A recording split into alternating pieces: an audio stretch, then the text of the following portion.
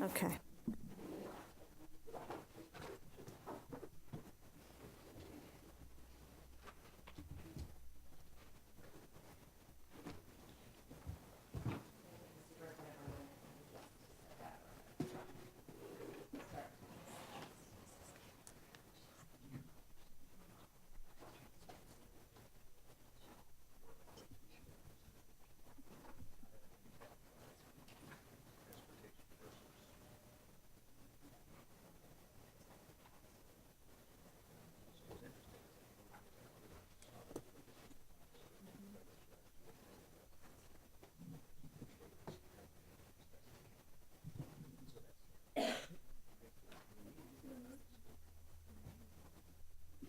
Mickey wasn't born yet, I cried. Mickey went to middle school with Moses. Must have been off at the like home party. Yeah. Me and Mickey have a love relationship.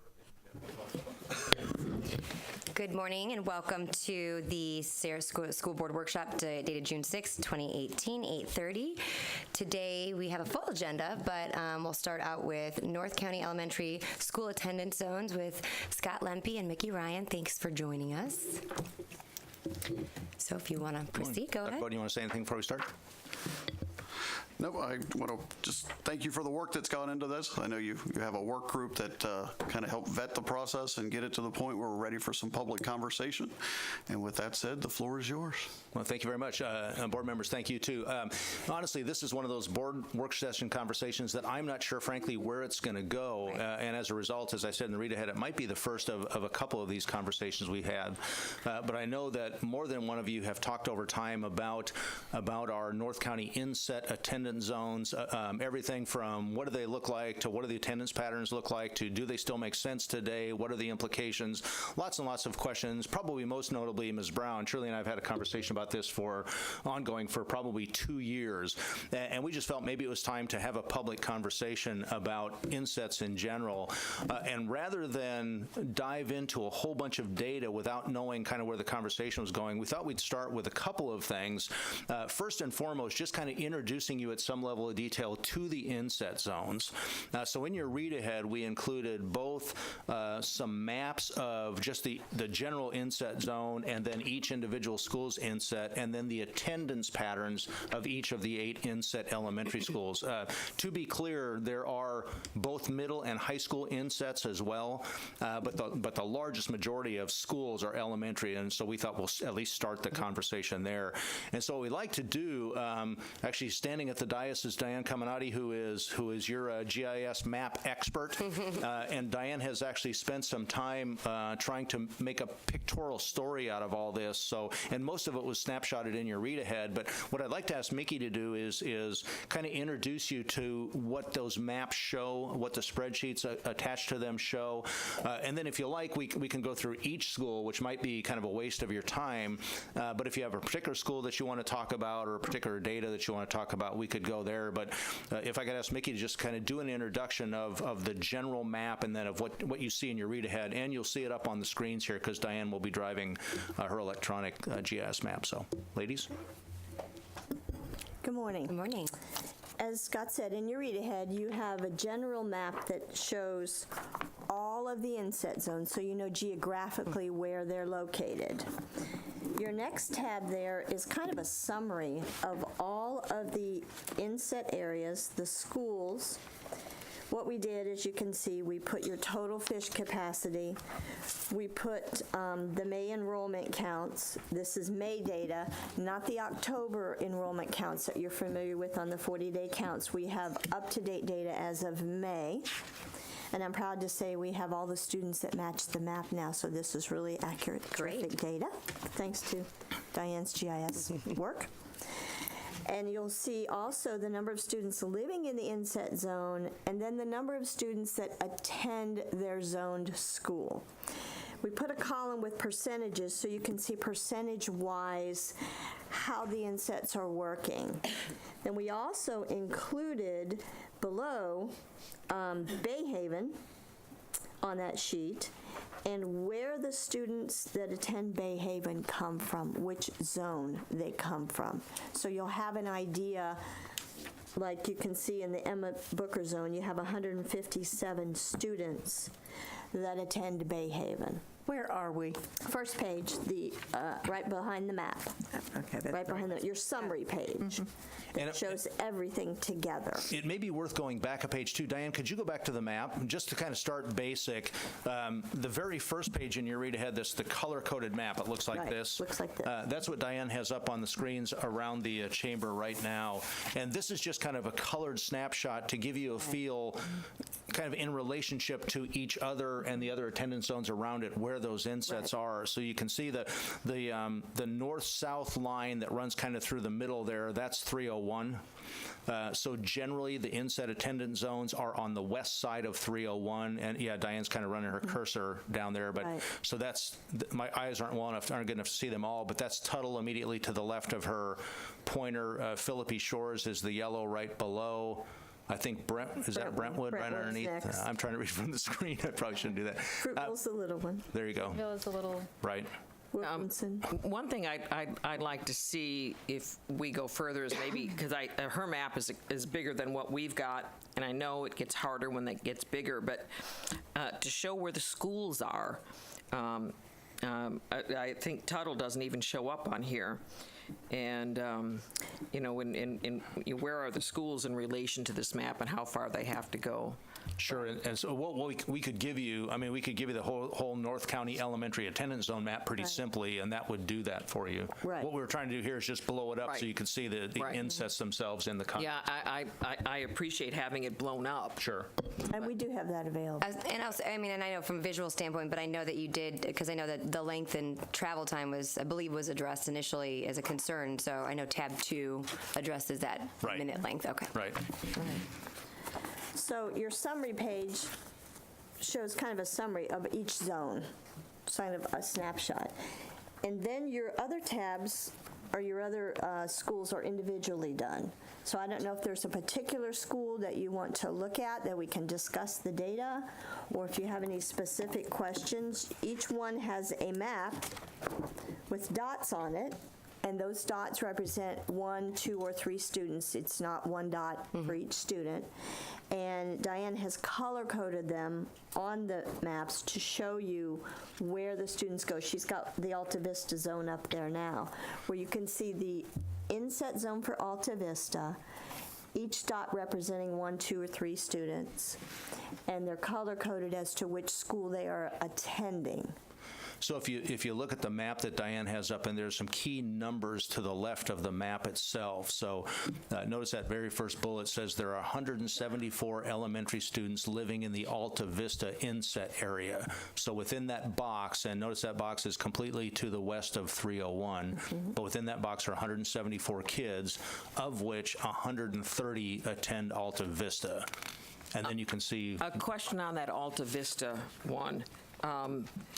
So the inset is just that small area, not the side that goes across 301 on the bigger map. It's on her map, it's the piece that is Just outlined that piece, okay. in green, right, Diane? Yeah. Yeah, okay. Yes, and you have that map in your read-ahead also. Yeah, Yeah. Oh, you were looking at that one. Gotcha. Okay. And you're right behind each map is the data in an Excel spreadsheet, and that data is represented on your map. So along with that, if you go to the Alta Vista Inset Analysis page, that is the Excel spreadsheet, you'll see that we also provided you a list of all those students that are attending other schools. We provided you a list of what school they're going to, where they chose to go to, if they're not going to their zone school. And you'll see, like in the case of Alta Vista, 15 of those 44 students that are attending other schools have chosen to go to Emma Booker, 7 to Gosio, 6 to Bay Haven, and so on. We have that information for each inset zone. And it's important to understand, those are not all the kids districted to Alta Vista. It's just of those that are in the inset Inset zone. piece of their attendance area. Correct. Does that make sense? Yep. Jane? So tab 2, we've got Fruitville. Okay, We've got a load of 29. right, We've got a length of time of 37 minutes, right, one stop. correct. 37 minutes is a long time. Yeah, but if you looked at the route, and the details of the route are in here, Yeah. it's a function of where we're picking the kids That's up my and then point. getting them to Fruitville. Two things, and I think I said this in the read ahead, but two things to be aware of with that data. The load size represents eligible riders, not necessarily who you see getting on the bus. And if we want to talk about this in detail, I might ask Diane Preston to join us. Diane is a route supervisor in transportation, knows this area and this topic better than anybody in Sarasota County. But what it represents is eligible riders. And the reason I say that is because if you went to the bus stop, you could see the actual number of kids getting on being greater than that or less than that. Part of the problem we have in this particular part of the county is the bus stops for different schools are so close together that families can almost elect what school they want to go to without telling anyone. The Brentwood bus stop is there and the Alta Vista bus stop is there, so I just get on the bus that I want to attend, and it's tough to police because the stops for different schools are in such close proximity to each other. Nowhere else do you have that. Shirley? I'm looking at the Philippi Shores in Route 1A and 2A, and they're saying that they're both 3 stops. I don't know if I was on 1A or 2A, but there was a lot more than 3 stops when I was riding that bus, and I know then they added the Robert L. Taylor Center. I mean, has the route changed since then, since I rode Probably. it last year? Charlotte's not with us, is she? Well, you know, I don't want to get into the weeds on this right now. What I wanted to do was bring some of this information forward. I looked at it, and something you didn't have, but I went through and I added up all of the students that are in the inset zones that go to Bayhaven, and that's 77, and all the students in the inset zone that go to Emma, and that's 80. So we've got over 157 students that the parents have to choose to drive them to their neighborhood school. Correct. And if they don't, so they don't get transportation. They have to drive themselves there. Plus, they have to go through the hassle of signing up, doing the open enrollment. And then when we have parents who move throughout the year, and it's a mobile community, It is. they can't get in and they can't sign up for the school they want. And I'm not sure about that time frame on those bus stops either, because they can't take the most direct route down 41. The bus stop I was on, they had to go on the side streets more or less in case they needed to pull over, because they needed to pull over frequently Sure. for issues that arose on the bus. And talked with parents who are upset. You know, they get a call, their kid's sick, and, you know, they can't take a half-hour drive across town to pick the kid up and bring the kid home. They've got other kids at home. I'm just thinking that maybe that we ought to look at, you say a choice is alive and well, but it's only alive and well for those students whose parents have a car. Not all of these parents have cars. I just think we ought to look at a more open enrollment for these students, and because when we hold it to that 1 month that they can sign up, they might move afterwards, and then they're what's a better word for SOL? But they're you know, they can't, and it's frustrating for some of these parents. And what we don't have here is the outcomes. The whole point is we want to have better outcomes for these kids, and I think we need to look at how are these kids doing in these schools. And the information that I received from one of the principals is they're not doing well. And they don't have, when we send them to an inset school, they don't necessarily have the same access to Alta Vista and Gocio does, but some of these other schools don't have the same access that they have at the Title I schools. You know, I don't think we can do anything for, I mean, I know, and I don't intend to do anything for school next year, but I just think that we ought to look at this data, because when we've got 157 of these kids, and it looks like the highest percentage of the kids that attend the zone is 75%. Right. Most So of at them least about 25% of them go somewhere else. Right. And we were looking at in the 50s for most of these. That's right. And the majority of them are choicing back into their neighborhood school. And I just think we need to look at this a little closer, but we've got our plates full right now, and we're not going to be able to do anything before the school starts anyway, but I'd like to perhaps, continue this conversation in the fall. Well, I know there's a series of questions, Mr. Bowden, Dr. Bowden, excuse me. Sorry. Todd. Yeah, there you go. Joe.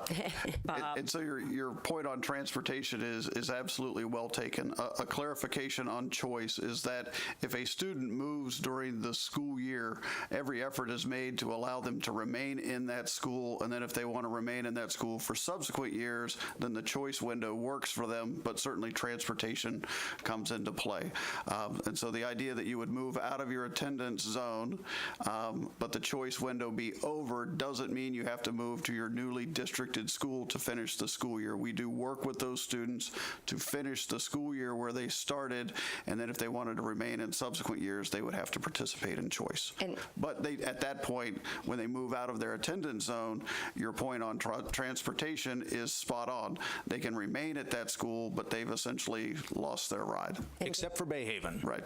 Well, Bayhaven has transportation. So a couple of clarifications, and Jane, I know you had a question, and Erica know as well. So my question was, as it relates to the inset schools and transportation, because Shirley, I think you raised a great point, and this is something, as an advocate of school choice, transportation is that key component, otherwise it's schools on the moon. So as it relates to insets, do we currently provide, if they choose to go to their neighborhood school versus their zoned school, do we provide transportation? I just want to make sure there's clarification. No. We do not. No. Correct me if I'm wrong, Diane. No. Okay. Like We need to any change that. choice comes without transportation, period. That's true across the board. Well, I understand that, but I think the inset zones are a little different. And if you're going to start from a phase standpoint and choice, those were created years ago. And if his family wants to do, and it Shirley, again, makes a good point about families being able to, if they want to go to their neighborhood school, and that's their choice, I would hope that we could find a way to prioritize from a transportation standpoint. But that's my personal opinion, and I think maybe we have to look more logistically. Jane, Eric, then Shirley.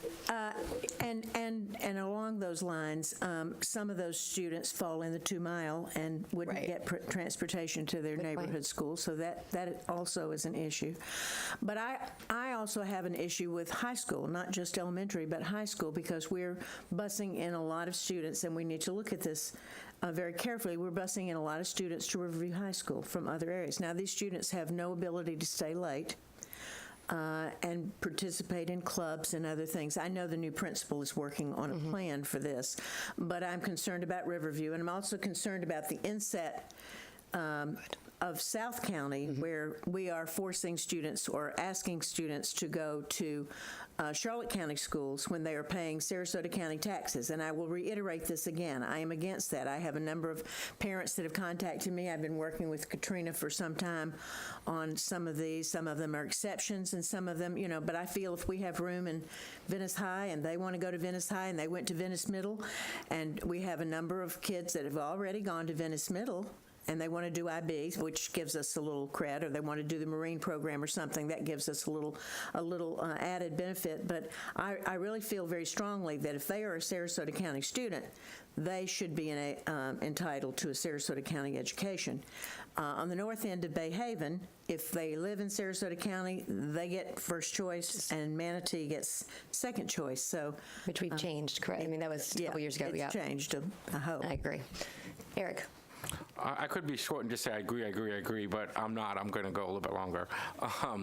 I agree with Ms. Brown that the first off, I just want to thank Ms. Brown. I did one insect route. I know Ms. Brown did many. I mean, she lived it. So when Ms. Brown says that the ride is too long or that the bus driver needs to pull over, can't do 41, I mean, her word is golden, because I know that she pretty much lived it for an extended period of time. So kudos to you for doing that.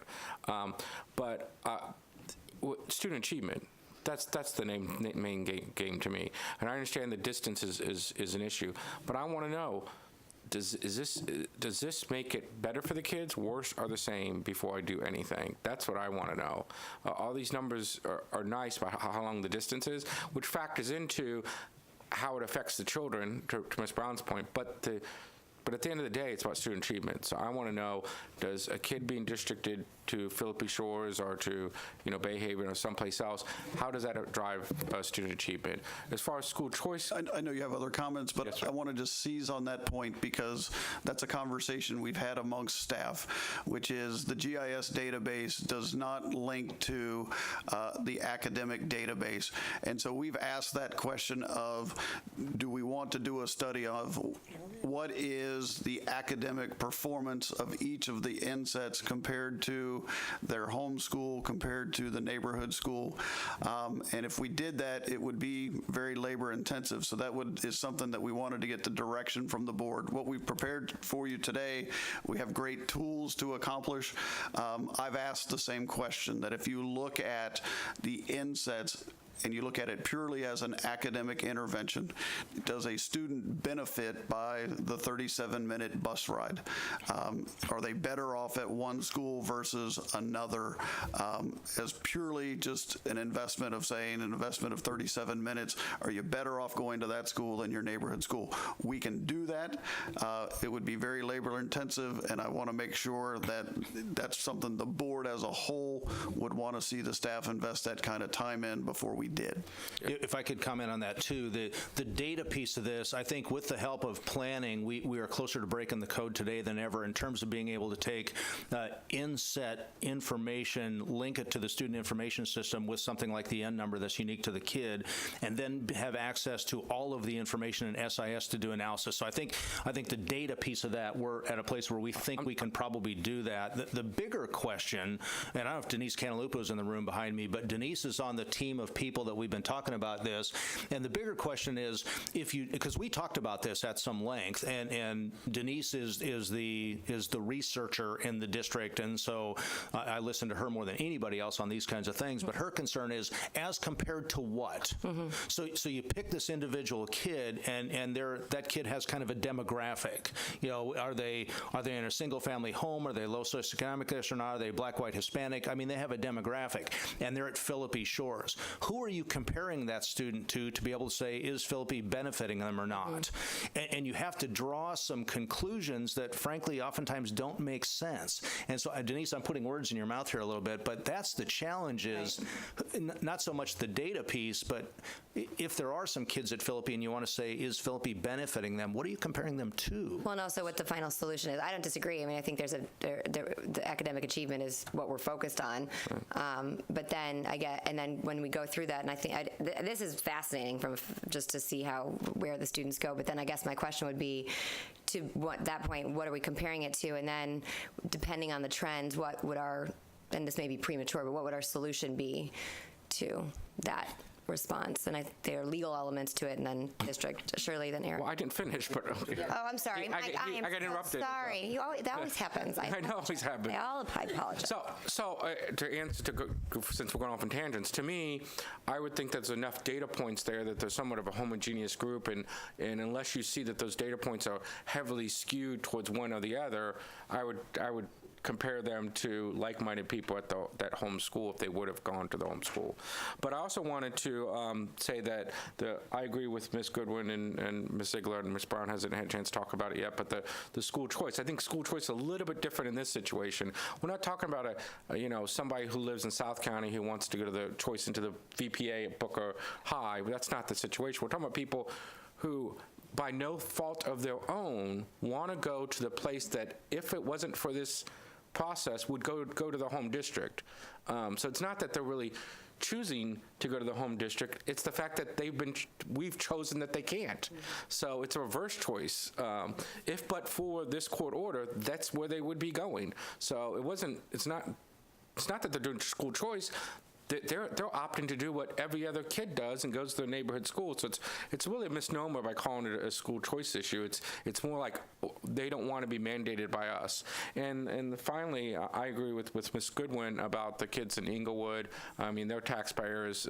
They live in an A district. They bought their house in Sarasota County for for a reason, because staff does such a great job and is focused on student achievement, and so they do that, and then they're told, by the way, you're going to Charlotte. That would be, somewhat of a culture shock to anybody, kind of a bait and switch to somebody who bought a house in this area. And we have a lot of people, me and Ms. Goodwin have a lot of friends who say, my kid went to Venice Elementary, went to Venice Middle, and now you're telling me I got to 11 Bay? No problem. No offense, Tracy. I can understand why they would be, have an issue with that. So I do agree. So the short thing is I could have said agree, but I decided since I'm a politician, I'm going to elongate. It's interesting that the Lemon Bay issue, we've been talking about that for a while, and somebody told me one time, you can tell a lot by a family by what color they wear on Friday night, and that's true. You look for green and white or look for red and black, and kind of as you go south of Minnesota Beach Road, you don't see very much green and white anymore. I don't disagree with you that if you're paying taxes in Sarasota County, you ought to be entitled to go to a Sarasota school, but I think there's a great number of families in Englewood who, if you say, what are the schools in Englewood, it's not Venice High, it's Lemon Bay. So maybe we have a conversation about alternatives, but there's an awful lot of red and black in Englewood on a Friday night. So Shirley. Another reason why, I started looking at this is, we've got Ashton, which is busting at the seams. And then when you look at, and I think it's the first page behind the map, look at the permanent fit. Now, you've got the permanent and the portable fish capacity, which we don't always use.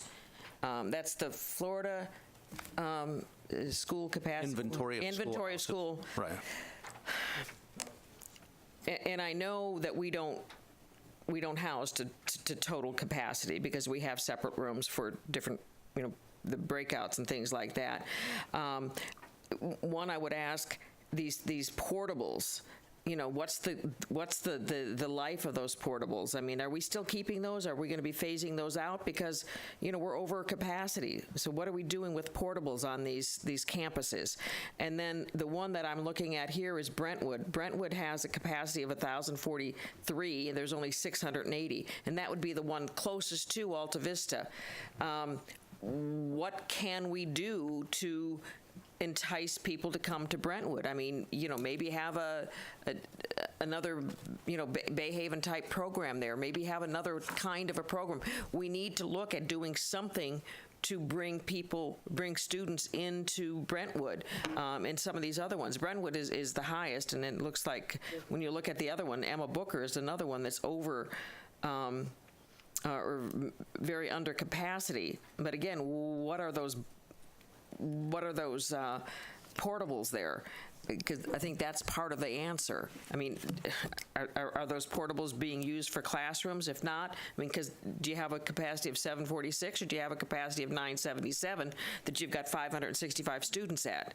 I mean, those are the kinds of questions we need to look at, because we were looking at building another elementary school because Ashton's busting at the seams. But I understand that, we'd have a problem getting that through Tallahassee because we've got all this open capacity at the North County schools. So, that's something we need to look at. And again, I mean, I still think that we have to have a more robust choice with transportation versus inset zones in North County. So two comments, if I could. The issue of capacity is a challenging one because as you look at where the kids are versus where the space is, they're not always the same. And if you just kind of look at it from a mathematical perspective, you say, well, this is easy, you just redraw the lines. That's a really easy conversation until you're sitting in a room with a SAC at the school and saying, we're going to redistrict your kids. So it's a tough conversation. Relative to the North County insets, maybe as a next step, I think about the lessons that I learned personally, and I think the district learned organizationally as we went through the rebuild of Booker High School. And one of the lessons we learned at the very front end of that effort was before you take a step, go find out what's on the community's mind. Because I will tell you that what we thought, particularly the Newtown community was looking for at the front end of Booker High, and what we ended up with was very different. And we learned that from having some really tough, public, candid dialogue about what's on your mind. And it changed what we did at Booker High School. And so in my mind, I've had this conversation a little bit with Trevor Harvey too, and I think Trevor would be willing to work with us on designing what a community outreach might look like. But I would think, just my own personal opinion, before you start messing with the inset attendance zones, for lack of a better word, I think we may want to put together a kind of a robust community engagement plan and say, let's go talk to North Sarasota and find out what they want. Because what I would hate for us to do is embark on a solution that was counter to what you're hearing from some parents, but not all parents. Let's go hear what's on their mind. I guess the danger of that is you got to be prepared to head in the direction you hear from the community, but that's not a bad thing either. So I would suggest that's where we go next. And we work with Trevor, and we actually have a committee. Part of the reason that Diane Preston's in the room, she's on the committee as the route supervisor for a lot of those schools. She's on the committee. Denise Cantalupo is the researcher, Mickey and Diane. So we have a group already that we could work with to do that if that was the board's desire. Jane. Well, having taught high school during desegregation, it was not pretty, and a lot of things look good on paper. See, this is the problem we have. A lot of things look good on paper, but they don't look good in practicality and reality. And I taught in a southern town that there was not really any community engagement, not to the extent that it should have been, and certainly was not any orientation for students and teachers who were bused many, many, many miles. And I'm against long busing for elementary students because of the situation that Shirley encountered and Eric has encountered. These children, can get into trouble, and they get tired of sitting on a bus, and a 37-minute with traffic in season turns into 50 minutes. So I think that it would be a great thing to do because if we are going to build another school in Sarasota County, we're going to have to fix this problem. And looking to our north and to our east, where counties are experiencing tremendous growth, they have to go through and rezone schools and fill up every seat in order to get that school approved by the state. We know that's something that we have to jump through hoops on that charters and others don't have to qualify for. And I really think that we do need to address this issue before it becomes a problem and get ahead of it, if you will, because it will be coming up, and time does go by very quickly. And some of these, Wilkinson has low population, Brentwood has low population, yet we have these other schools that are really at capacity. So I think it's a good time to think in terms of maybe having some community engagement next fall. And I agree. And I think, if you look at Wilkinson and some of the work that's being done there to really drive up the enrollment, the creativity, and I'm very excited about that. I think that's one avenue. I think when we talk about, and one thing that you put in this read ahead was, what problem are we trying to solve? And I think there's a couple. And I agree with the community engagement piece. I think that I know we only addressed North County, and I know personally, and all of us has shared this, is addressing the inset in South County as well. And I'm not sure what that scope of work looks like, to be cognizant of what's going to be, provide us with some information to make those solutions at the same time of engaging the community. So, I think there's one that we probably could take care of this summer, and that is the South Side inset. There's 2 students there, one of which goes to Pineview, and the other student goes to South Side. Instead of having an inset, can we choice that child in? I mean, are we providing transportation for that one student? Of course we are. Part of the reason it looks like that is because there used to be a low-income housing development in there that has been converted, I think, to buildings still there, but I think it's condos today. And so that when the inset was first put there, it was to get the kids that were in that low-income housing to Southside. It is no longer low-income housing. So when you look at the map, it looks funny. Yes, we are. I mean, one of the things that we've talked about is, do we grant, I think that student is a second grader. We actually looked at them. I think they're a second grader. Do we grandfather that student? Say, we're going to do it this in. Yes. We're not going to ask you to change schools. We'll continue to get you to Southside. But when you leave Southside and move on to the 6th grade, that inset goes away. We've talked about that at the staff. Yeah, I mean, I would think it would be easy to solve that problem with that one student, so that we don't have more students with the problem. And of course, the one that's going to Pineview, whatever grade that one's, if they don't want to, they can come back. But it's like, let's take care of this one student that we're doing something with now, and take care of that one, and then take that inset away for anybody else that might move in that might now cause a problem. Let them go to Alta Vista with the kid across the street.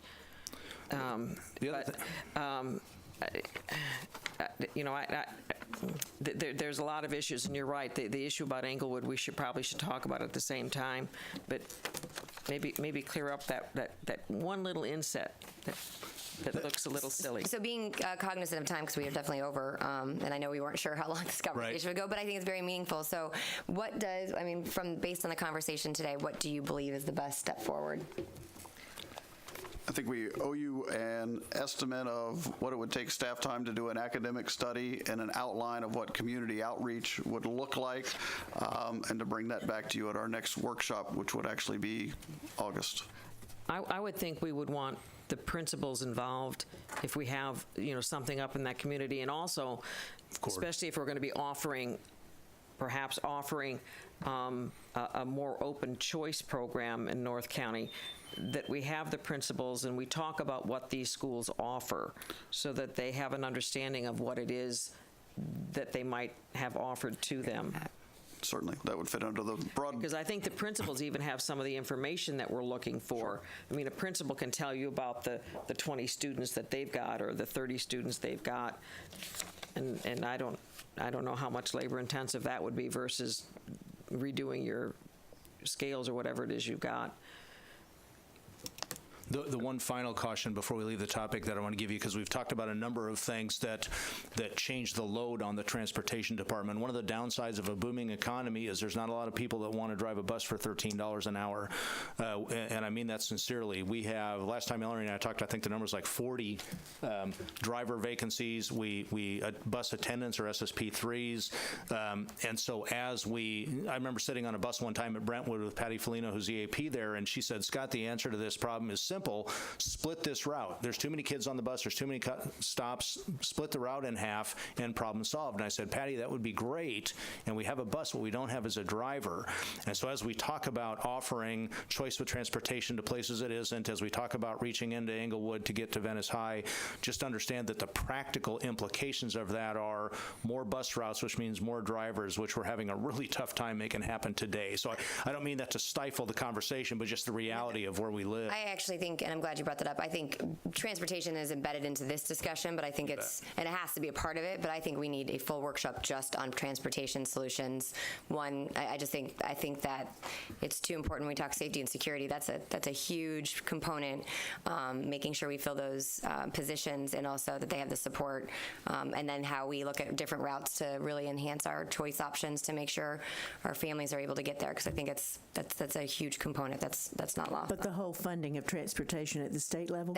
And I know this afternoon maybe we'll be talking about, so maybe if we have a diagram or outline, then we can champion some of those things. Yeah, I think we've asked to look at the salary adjustments for bus drivers, and if you think it's hard to get a bus driver for $13 an hour, I mean, I think it's even harder to get an aide on that bus for $8 an hour, right. $8.80. I mean, which is another issue, but I think that's included in this discussion. So the board knows too, we are having trouble getting attendance, but at those schools where we have these long routes where the principals are concerned particularly for the safety of their kids and the discipline and behavior kinds of things, we reach out to the school, we ask the staff. We have places where, in fact, one of the Philippi routes, the attendant on the bus is the clinic aide at Philippi. We have places where we're paying teachers their hourly rate to be, that's an expensive way to get an attendant, but it certainly provides that second adult on the bus who in that case knows something about kind of instruction and classroom management and those kinds of things that really help a bus. So know that that's not falling on deaf ears. There's a whole bunch of creative solutions we're trying to implement to have a second person on the bus. Excellent. Okay. Thank you very much. Thanks. I appreciate it. Scott, you get to stay for the next one. And we are running over, I apologize, and that I'll own that, because when we were going through the agenda and timing, we weren't sure how long that would take, and then we wanted to add it in time for the budget discussion. But that was a good topic, so thank you. Hello, Tracy. Good morning, everybody. Next up is communication strategies. So how would you like to approach this? Do you guys have questions with regards to the plan that was part of your read ahead? Do you want me to kind of provide for you a top line in terms of where we're headed from a communications perspective this next year? What would you like me to do? Yes? And you said yes, which part? The top line component? Sure. Okay, good deal. So I really believe in the last 5 months that I've been here that the school district has a lot of opportunity to be able to really further develop its internal and external communication strategies. And really our hope and our goal is to be able to really inform, engage, and inspire various different audiences and stakeholders. I think we've done a really great job of that thus far, but clearly there's a lot of room for improvement as well, and that's kind of what this plan really focuses on. How the plan sort of came about, the team kind of went ahead and did a SWOT analysis. So we took a look at what we were doing really well versus those things that perhaps needed improvement. We also took a look at external threats in terms of what else is going on in the market here in the community, and also put together a little bit of opportunities too. From what we're hearing from all of our stakeholders, where are there opportunities for us to really be able to improve upon our communication strategies? So we put that together. We also took at various different marketing trends as well. Where are 16 to 24-year-olds on social media as an example, and how do we reach them effectively? So we took a look at a lot of that as well.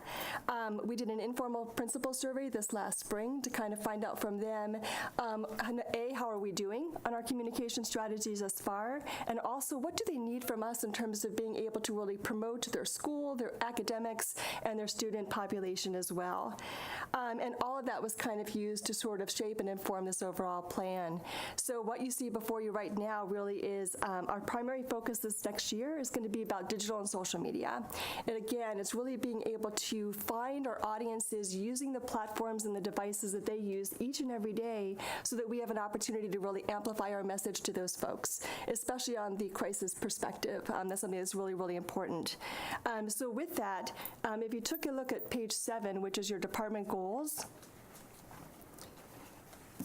this is obviously going to be both for the communications team, the community relations group, and also the volunteer and partnership office as well. But for us, really, our goal here for the year is really, again, to inform and engage and inspire our audiences. We want to make sure that people not only learn about all the different things that are happening in the school district, but that they're actually taking part in them as well. So it's not just focused on the academic and artistic and athletic accomplishments of the school district, but obviously it's helping and working with schools and working with administrators to help them further promote the good works that they're doing in their schools also. And then on the community relations side, our goal here really is to continue to help build a public understanding and a trust of what's going on within the school district. You guys just talked a little bit about community engagement with regards to North County and possibly South County, and I think that's really, really vital to really understand what people are thinking, what are they believing, how do they perceive the school district. So I'd love that to be, again, a sort of goal and a focus and an emphasis for us this next year. On the next page, you sort of see what our measurable objectives are for the year. And in addition to really focusing on digital and social communications, I think it's really, really important for us to take a look and say, how are we measuring? What are we measuring? How are we performing? And what sort of value are we able to offer the school district? So you're going to see a lot of that change and sort of this baseline, top line strategy going forward this next year to really be able to come to you and say, we've earned X amount of impressions. The add value of those impressions is Y. The feedback we've gotten from people is Z. And how does that sort of all work together from a communications perspective to improve what we're doing? But some of the objectives that we have here are vast.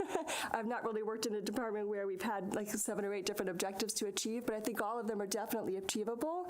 I'm really excited because I think we have a lot that we can do together. We're going to hire 2 new people really, really soon in the next couple of weeks, and I think that, along with the team that we already have in place, is really going to help us to be able to achieve these things, such as, again, from a branding perspective, really take a look at what Sarasota County Schools is visually. Where is that brand being used across all the different platforms that we have? What does that brand mean? What is its purpose? And what do people perceive it to mean as well? And how can we make sure that our communication strategy is in place with regards to that? Again, I talked about benchmarking and really measuring our impact as well. Our crisis communications planning is really, really imperative at this point in time. I'm looking forward to working with Mike and his team, as well as others, to really be able to really inform and shape a crisis communications plan all across the board, not only internally for staff, but also for parents.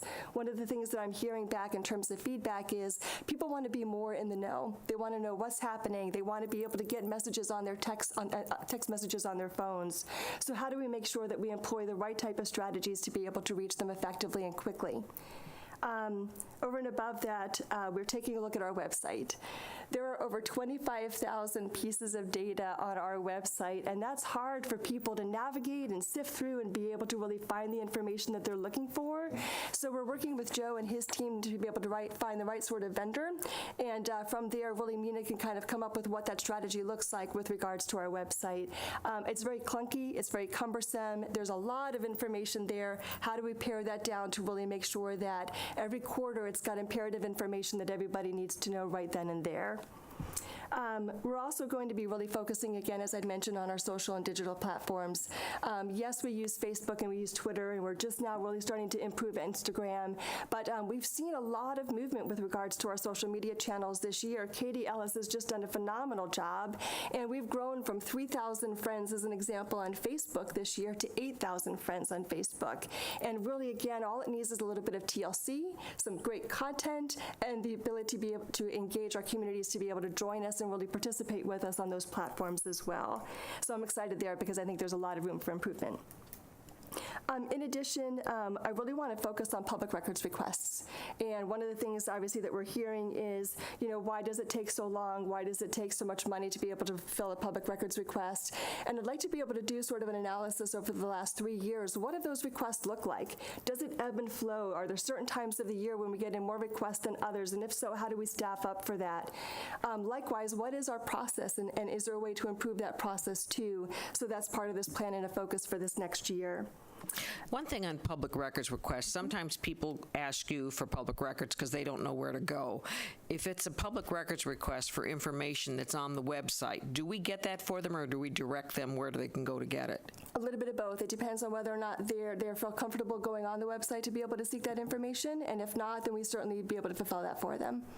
And that's a little bit different than a public records request in terms of just being more of a support role for the community at large.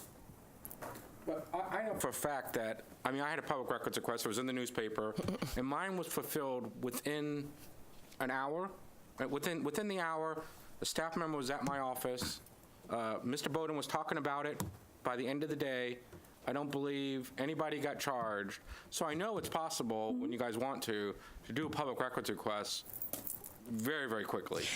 I know for a fact, I've lived it. Oh, sure. That people got public records requests like that, and it costs nothing. So I know when it's for particular people, you're able to accomplish it.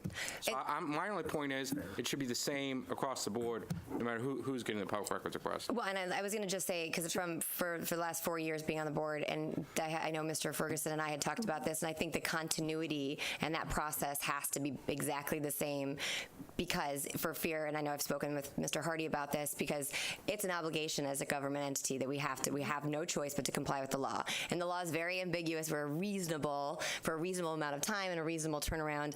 But I do think, and I think you bring up a very good point, is the balance of when that's responded to, because we need to make sure that any member of the public or staff or whoever is doing a public records request has the same reasonable response time as anyone else, because then we're playing with something that I think burdens the trust component with our community, as you talk about some of the pillars of our communication strategies.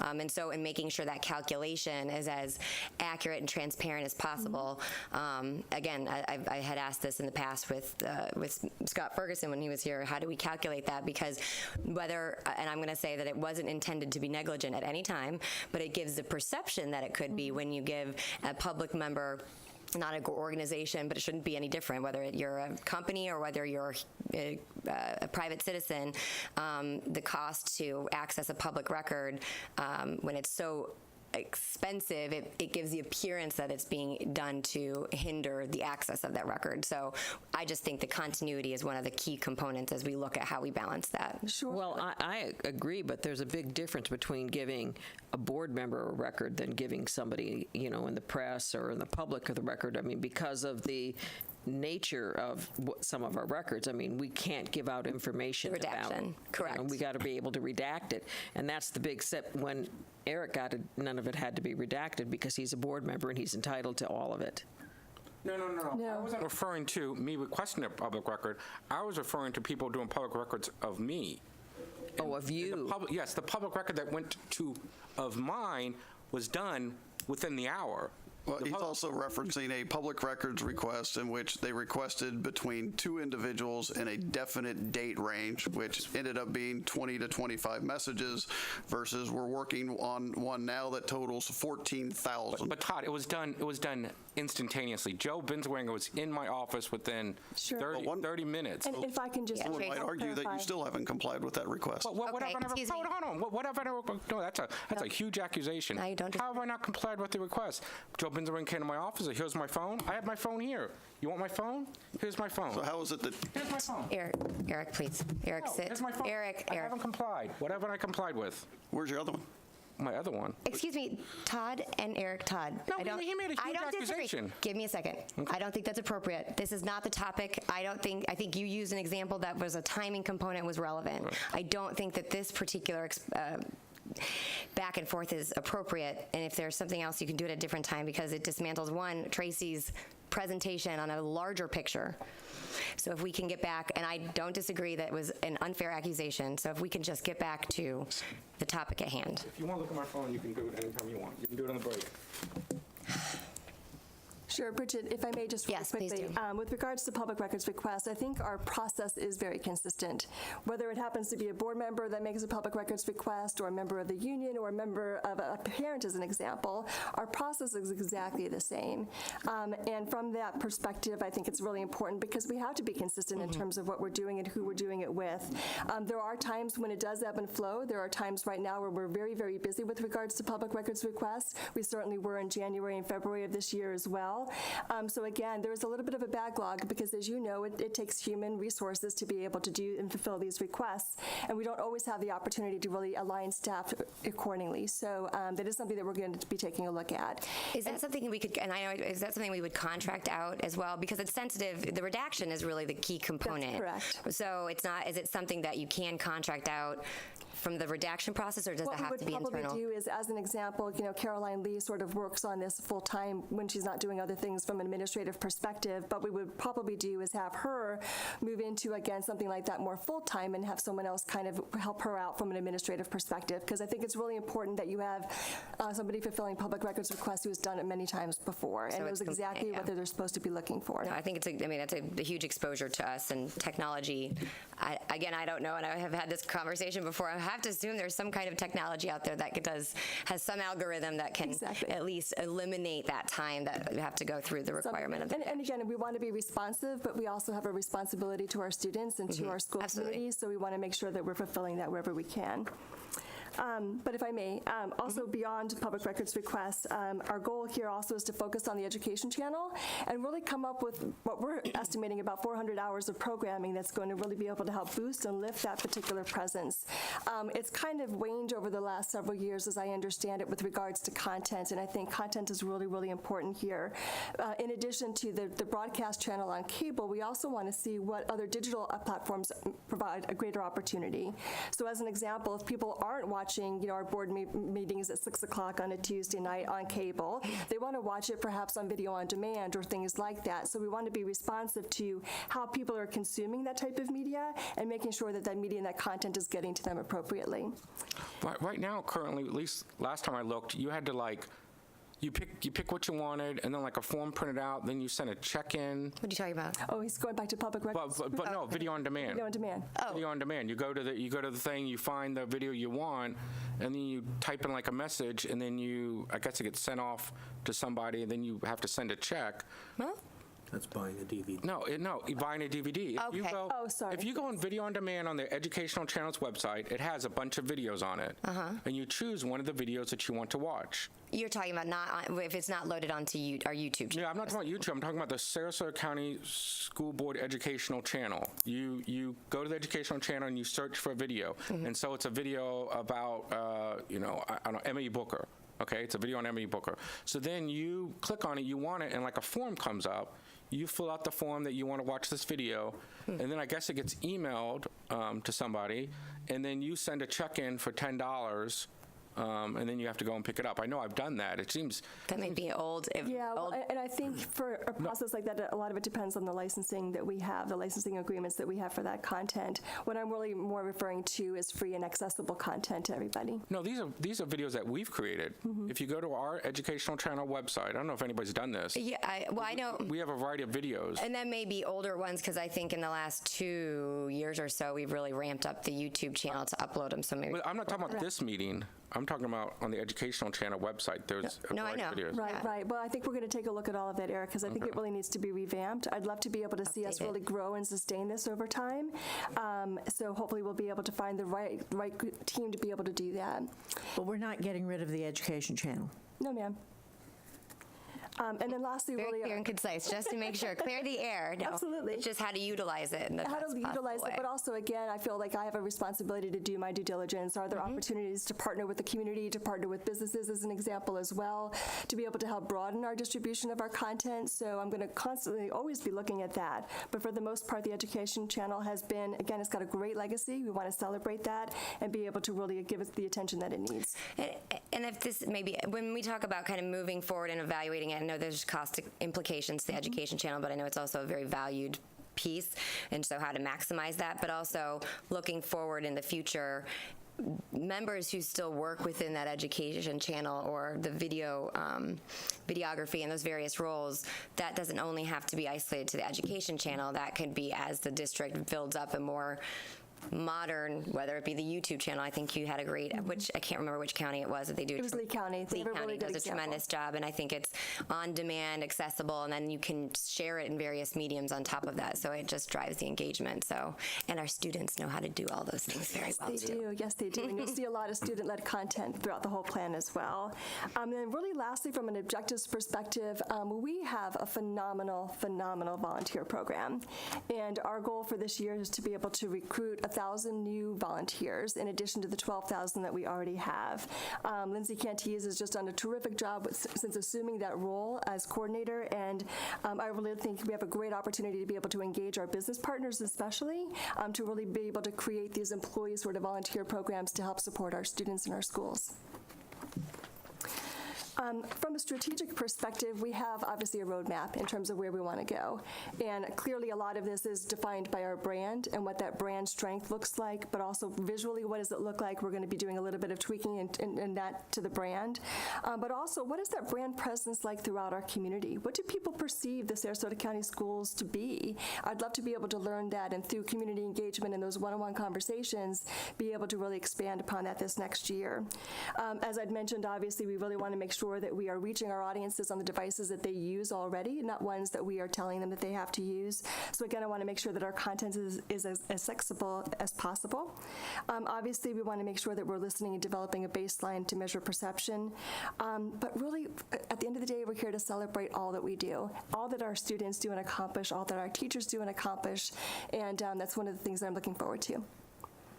Thank you. I was just looking it up. It is still like that. I think anyway, I do recall what you're talking about. I'm not sure if it's older, and maybe kind of the robust like all the communications pieces that are outstanding. I'm not sure. Definitely taking a look at all the platforms that that exist today, for sure, and be able to really, again, strengthen those. And at some point in time, you may have to sort of weed some things out and or revamp them a little bit to make them a little bit more modern. And then holding on to the records from a compliance standpoint Yes, too. But ma'am. the other question I just had is as we look at as you look ahead in the cost of a lot of these, because I think this is no surprise. I think communication is a huge component of building the relationship and connecting with our community and doing it effectively. I know there's that balance between getting information out right away, especially when we're talking about crisis management, but also making sure it's accurate and having that balance to make sure people are aware but informed, but not to add to any additional quote-unquote hysteria. I know that's a challenge. But when I was thinking about, I know you mentioned redoing the website, which I do think there's so much content on there. If it's up there, I don't know, one, that that people are going there to find out solutions or certain things, but also it's very robust. And before we go forward and expand, and I think you're going to be doing some evaluations, but push notifications being segmented to various schools and such. I mean, most people use their hand devices now, and I'm not sure if that's a platform that we would be looking at. I think that's more mobile apps. I mean, that's very different than necessarily, and I know we have one, but if that's something, because those are expensive, that you can't just do those for free, but from an evaluation standpoint, I think that may be worth looking into if we're I don't know if we're talking outsource or doing this in-house, but. Yeah, I think we're actually looking at some third-party vendors, Okay. and obviously we have a lot of different things that we have. We have our social media platforms right now. We have our text messaging in our own app.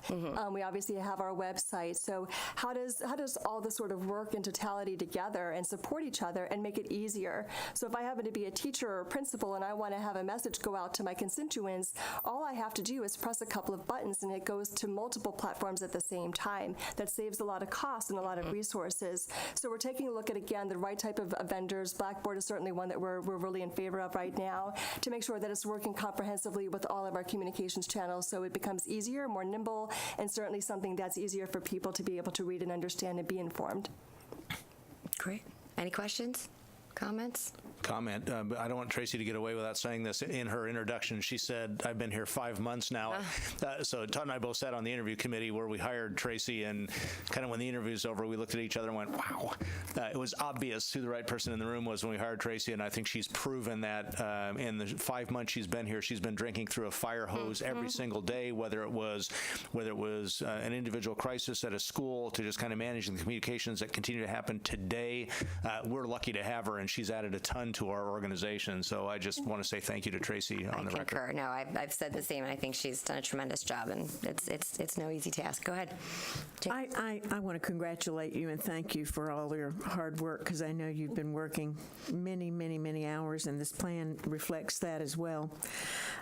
You are involved in the state organization of communications departments, I hope, because there's a very good one in this state. Yes.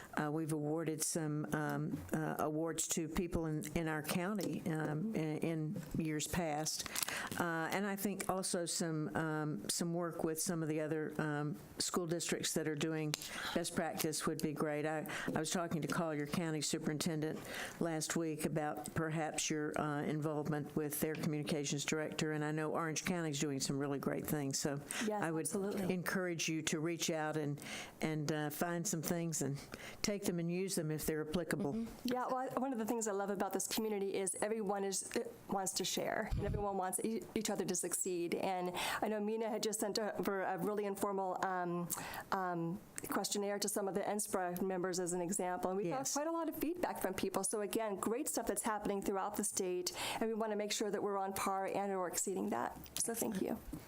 Excellent, excellent. Well, that's it. Thank you very much. I really appreciate it. Still not getting away, Scott. I thought you were sliding back. We're going to squeeze the lemon as long as we can before you're out of here. And next is the Capital Improvement Plan Review, often known as CIP, with Scott and Kathy Eba. Welcome. Morning. I have to tell you, I thought you did a tremendous job on this. I think it was very comprehensive. I appreciate it. Thank you. So, as Kathy and I went through the most recent draft of this, I have an interesting relationship with my father, but every once in a while I'll send him things that I'm particularly proud of. And I said to Kathy as we were going through this, I said, this is one of those things I'm going to send my dad.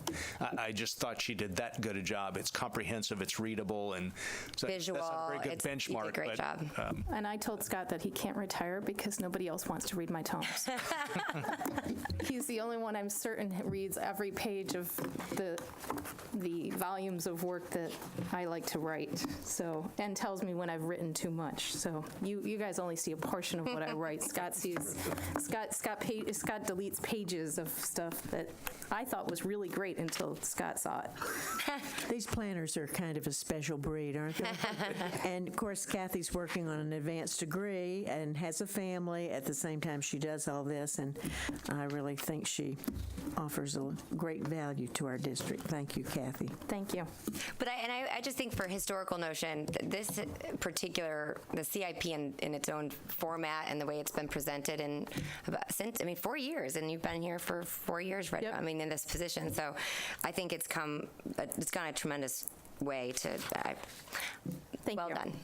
So, since you've all read it, and I know that we're a little bit behind. I appreciate, first of all, the discussion we had first. I took more notes than I thought I would, but I really appreciate that discussion, and I think some of that you'll see in other work that the planning department is working on, but behind the scenes and not ready to bring forward yet. I'm willing to go with this document however you would like to do it. I can give you a very quick snapshot of it. I can answer questions. This is, like all years, this is the culmination of months of work. You've seen various versions of this. We've made changes to it. And this draft just pulls everything that we've already talked about many times since I think our first meeting was in November together. So if you don't want to go through all the details, I'm happy to give you the quick snapshot, or you can go right into questions, however you prefer. Shirley? I think we always have to remember that it's just not us here in the room that are hearing this and seeing this. So I think it would be better for you to give us the quick snapshot of what's here so that they know what we're talking about too. No, absolutely. That's fair. So a couple of things that might seem a little bit different. As you know, we've been working on this format for a number of years, and this format, I think, started 3 years ago. So it's not the first time you've seen the information presented this way, but we always tweak it a little bit.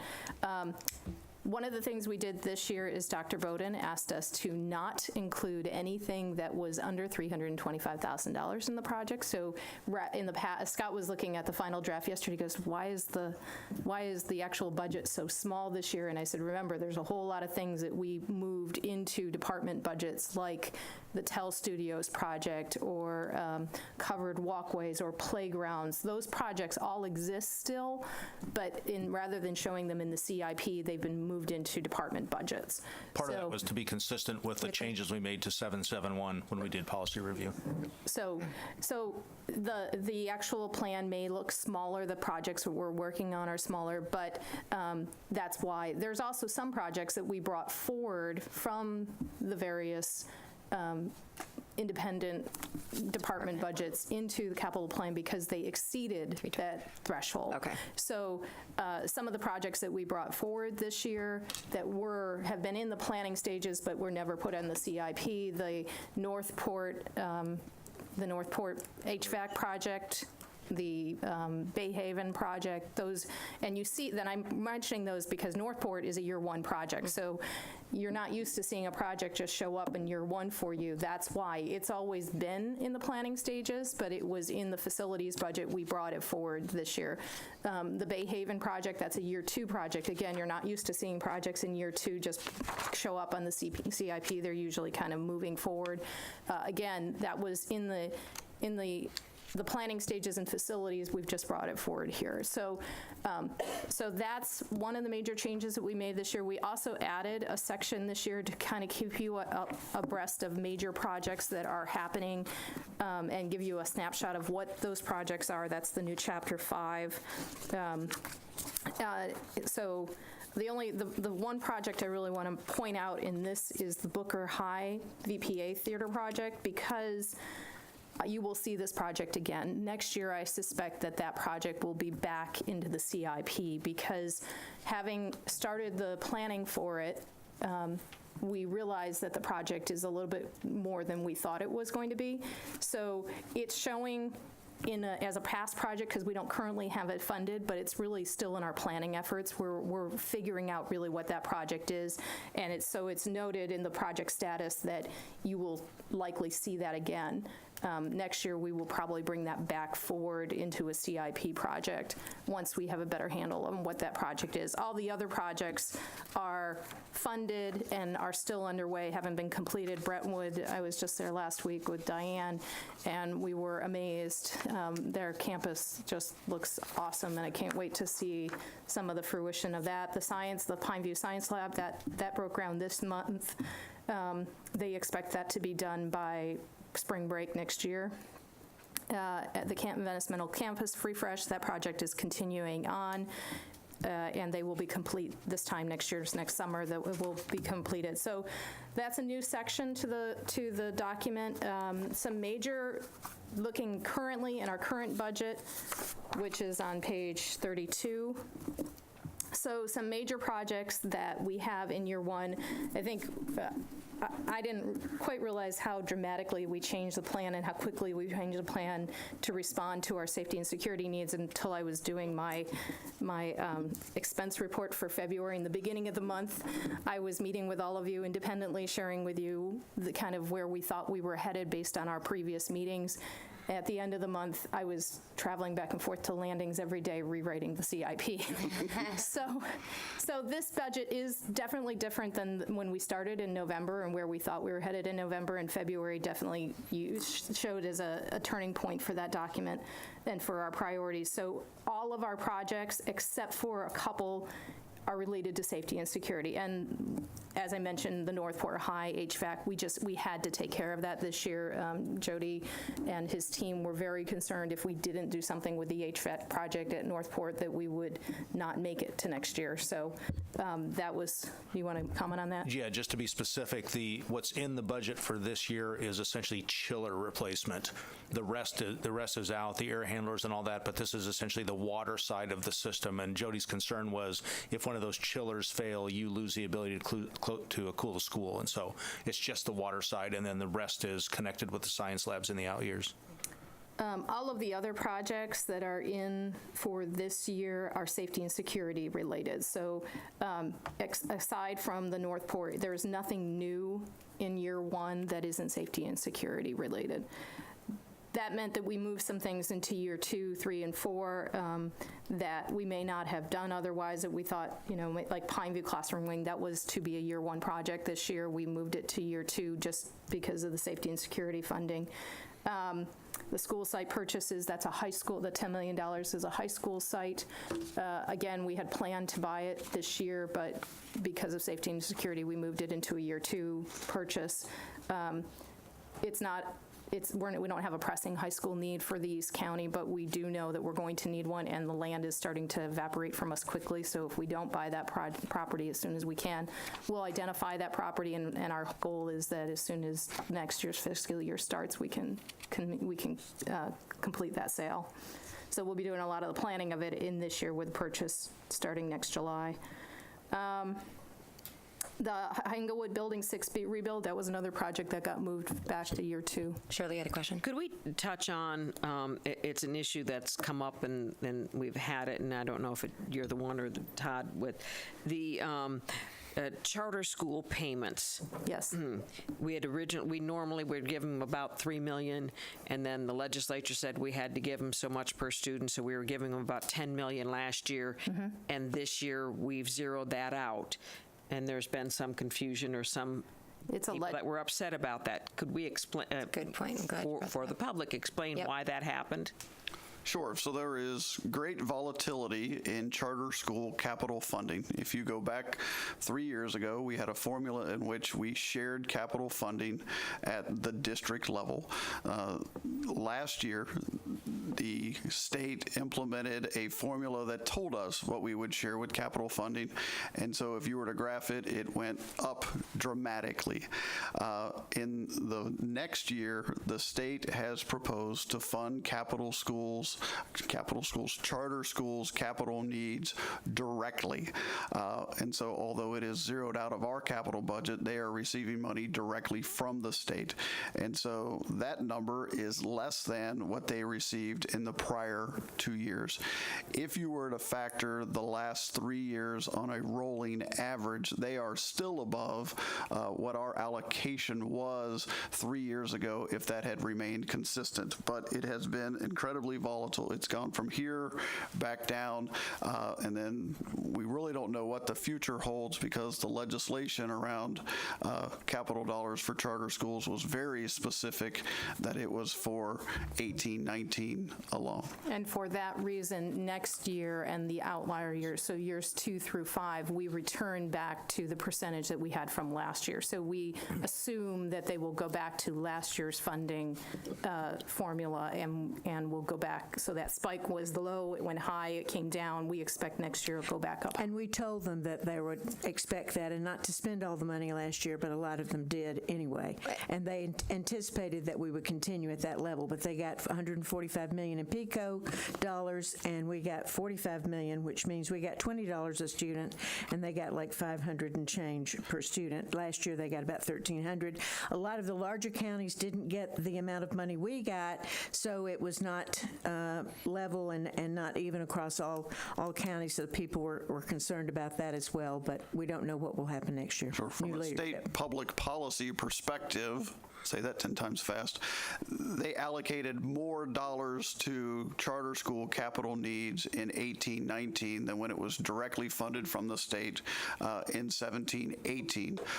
But we are, as a county, we were funding more than what the state is giving on a per student basis. But if you look at the state level, more money is flowing to charter schools. So if you look at the legislative act in isolation, more money is flowing to charter schools within the state. It's local implementation, because we are property rich with low debt service. The amount of dollars flowing to our local schools has fluctuated greatly. And I would caution charter schools, even though we've got this in here in our 5-year plan, that may not stay that way, because again, what the legislature gives, the legislature can take away. It's not a stroke of a pen, it's more of a keystroke that happens. But I know that there's a lot of counties, the charter schools in a lot of other counties, like it the way the state has given it, because they're getting more money on a per student basis. There's a few counties like Sarasota that we're getting more by having it, through the district. But we can look at this saying, well, that's one way of getting general revenue back into our district. I mean, because the way it was done last year, it was coming out of our local tax dollars. This year it's coming out of general revenue. So it's a way of getting some of the tax dollars back into Sarasota County that we send to Tallahassee. But it's volatile. And I don't think just because it's in here in ink that it should be taken to the bank yet. Because, don't go out and borrowing money on it, I guess I should say, because that is very controversial, and there's a lot of counties that are making out better with the state funding it. So there'll be a lot of push from some charter schools in some districts to keep the state funding it, and also there will be a big push from a lot of school districts around the state saying we can't afford to give those dollars to our charter schools, so they'll be pushing for it too. So there'll be a big push to discontinue having the local school districts give that money to charter schools. So I would hold my breath if I were a charter school. So I would say that is true of an overarching understanding of the capital improvement plan is the only thing that you can count on is the things that are in the brown. That is true. We have color coded this because with the highlighted color and the dark brown, because that is the funding year. That is this year. All other years are planning years. We look at years 2 and 3 as we're really getting into the planning. Our years 4 and 5, they're dreams. They can change all the time. So I would say that even to our principals and to our staff who are looking at this budget, if you've got projects in year 4 and 5, we're thinking about you. I mean, a perfect example of that is the money that we have set aside for the fiber. We've had that in year 4 and 5 since I started. Joe's back there nodding his head. We have that out there because we want to know, and we want people to know that we're paying attention to it. But right now, it could move forward, it could move backward, we don't know, but it's just kind of stayed out there. Years 2 and 3 projects, we think they're, we're starting the planning efforts of them. We've got design build contracts that we're working on those. We're trying to get really solid numbers on those projects, working with the school community, helping them understand what the project should be, if there's any changes to it, i.e. the VPA project. We want to make sure we find those out before they get to year 1. But still, those can change as well. So unless you're in year 1, everything else can move. It's gray. Right. But I think Shirley makes a good point, though, because, one, I think all of us have gotten various members of the charter school community and schools reach out of concern, which I think Mitzi has addressed and to clarify that. But so I think it was well to point that out. So unless there are any other major questions about the budget, I guess the only other project I want to highlight is, because speaking of projects that have been pushed in, out, and off the budget many times, but shows up again this year, is Goshio's classroom wing. We do have money allocated for Goshio as a new classroom wing, and that is an approved project. We have state approval for that project, so we're able to put it on the budget knowing that we can move forward with that. Are we going to use that building that exists and the project is a couple of things. We are going to be doing some renovations in building 1 and 2. We're also going to be looking at some of their other campus space to make sure they're well utilized. The discussion earlier about how do you draw down on some of those student stations in places that we don't have a lot of growth. Goshio is one of those. The overcapacity has been there for a long time. It's not because there's growth in the community. And so we're looking at some of their internal spaces, trying to figure out things we can do to best utilize their space. We're also going to build a new classroom wing to accommodate for the portables that are on the campus. So that project has been approved by the state. That's why it's in the budget. But as I understand it, well before my time, that has been in, off, and moved all over the budget. So I'm just going to, Scott says 15 years. So it's been around as long as Scott's been around, and we intend to move forward with that with the state approval. So any other questions? If you have any Scribner's notes that you found, I'm sure that there's some in there.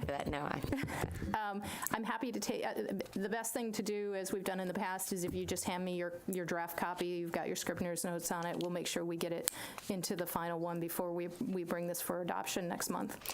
The only thing I want to add is just the security component. I know that shifted dramatically, like you'd said, in February, but in how your team, superintendent, you guys got together within a very short amount of time. I want to say it was a matter of days, and reassessed, and it's well highlighted here, some of those initiatives, and I think that is tremendous. Hats off to you guys, because I think that put us above the curve in that area, and I really appreciate the work you've done.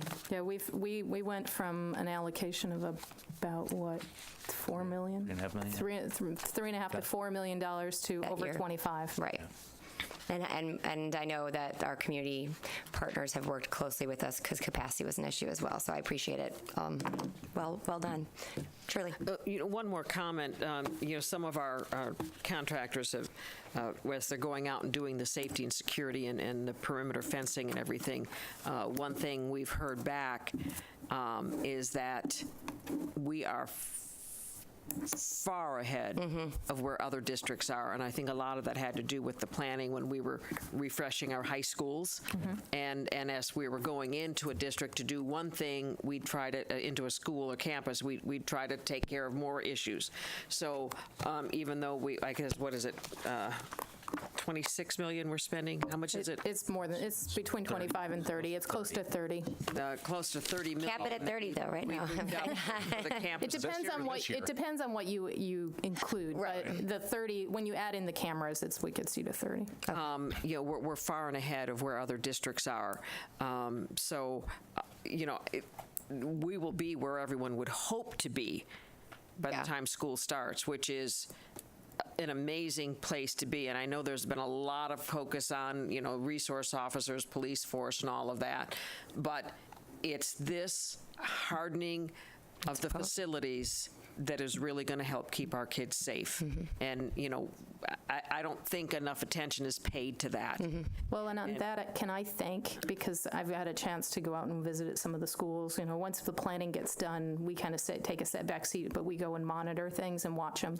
And the school, the people who are out there working right now, their efforts this summer, they had 11 weeks from end to start, and they are busting their tails. And they should be well complimented. The facility, the construction teams that are out there, every one of them. The 8 design build firms. Yeah. Well, they understand the importance of it, and they're great partners. We've been there for them in hard times, and now we need them, and they're coming to the plate to help us. And I think that just shows what a good working relationship we have with them, and how dedicated our whole community is to keeping our kids safe. And you have schools that are still doing other programs, but the parks program at Oak Park, you've got summer schools across the district. There are a lot of thanks to people who don't normally get thanked, who don't get to stand in front of you. So if you get a chance to stop in and visit a school and say thank you, I think they'd appreciate that. Two final thoughts. Number one, just in terms of managing expectations, on the 13th of August, our campuses are not going to be finished largely. They're going to be under construction. Dr. Bowden and I have talked about that at length. Frankly, that's not a bad thing. It sends a visible signal to the community that while we might not be done, we're serious about this and it's underway. So I just don't want you to expect on the 13th of August when you walk in, how come the front office is still torn up? Some of it's just the timing of being able to get glass and that kind of stuff, but underway for sure. The second thing I wanted to make you aware of is Kathy mentioned you're going to vote on this probably on your July board. I've asked her to add 3 things that you'll see that aren't here right now.